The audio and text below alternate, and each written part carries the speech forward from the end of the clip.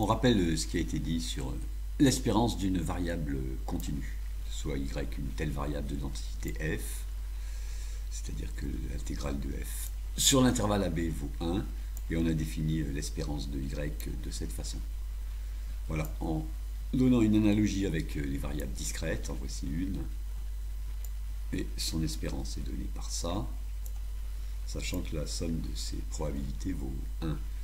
Et on avait dit, eh bien oui, ici c'est la somme des valeurs que prend la variable fois les probabilités de ces valeurs, et regardez, ici c'est pareil, somme des valeurs fois, et puis f de t dt, ici c'est bien la probabilité que la valeur soit prise. Bon, ça c'est très superficiel, on va ici faire mieux quand même.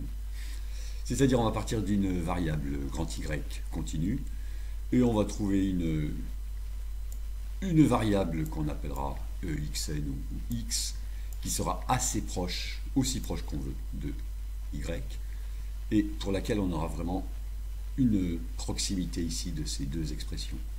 Alors, quand même, on va essayer de montrer ça de façon graphique très évidente, mais l'expression xn, variable discrète, proche de y, variable continue, demeurera assez floue quand même.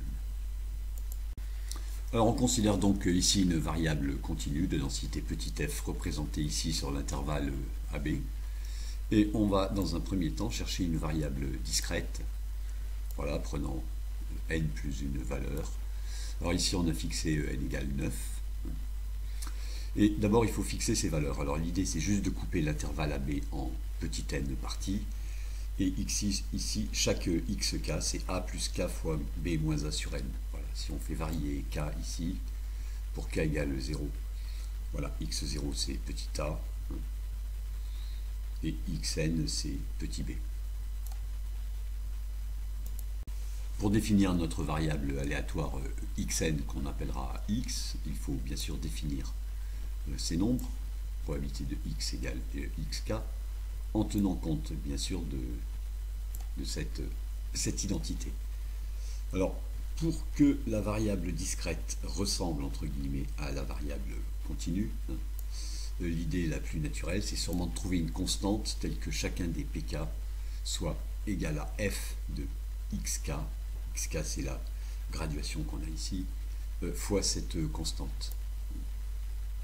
Voilà, comme ça on aura bien l'allure qui sera respectée et xn proche de y. Alors on va appliquer la méthode des rectangles à petit f. Pour n assez grand, on sait que la somme des f de xk fois la longueur ici d'une subdivision, c'est à peu près égal à l'intégrale de f sur l'intervalle AB, qui vaut 1 bien sûr. On a représenté ici les rectangles, et on sait que quand n grandit, alors ici il y a la somme des aires, on sait que quand n grandit, la somme des aires tend vers l'intégrale, qui ici vaut 1. Alors, on cherche toujours petit c qui vérifie ceci, donc dans cette expression, on remplace f de xk par pk sur c. Voici. Alors dans la somme qui est à gauche, on met en facteur ce qui ne dépend pas de k, c'est-à-dire b moins a sur c fois n. Voici. Et on sait que cette somme ici, la somme des pk, vaut 1. Donc pour avoir à peu près 1 ici, on est bien forcé de prendre b moins a sur nc qui vaut 1, c'est-à-dire c égale b moins a sur n. Ainsi, on a défini nos pk. Pour chaque k, f de xk fois ce petit c, et on a bien défini la variable xn, qui est ici, qui est très proche, en un sens assez flou, de y. Alors on a trouvé la constante petit c, qui est ici, qui nous permet de définir la variable xn, ou grand X, voilà, avec ces probabilités pour chacun des xk. Et on a bien xn assez proche. Alors assez proche, on a déjà dit que c'est une expression qui va rester floue, de y.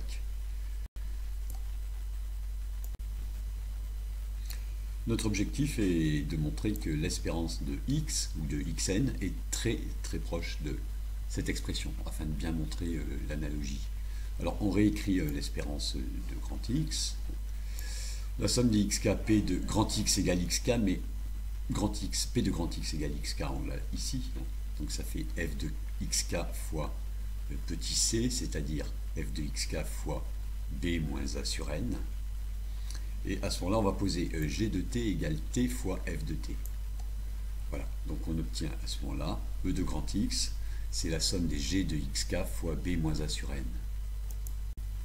Alors l'espérance de notre variable discrète xn, ou grand X, c'est exactement cette somme. Voilà. Mais cette somme, c'est juste une somme d'aires de rectangle pour la fonction g.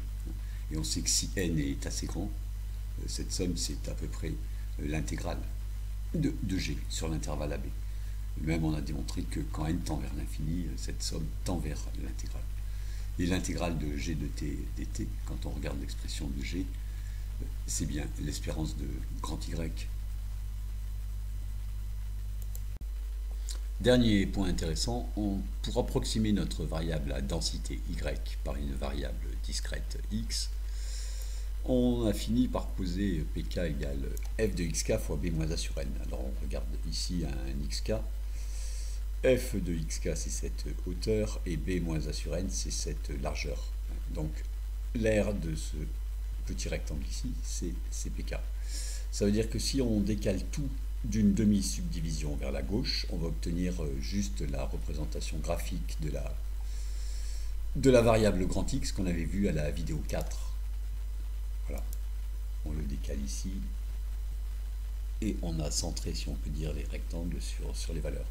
Alors, à ce moment-là, l'expression x proche de y est un peu moins floue. Il y a une petite erreur ici et une petite erreur ici. Quand n devient grand, ces erreurs deviennent négligeables.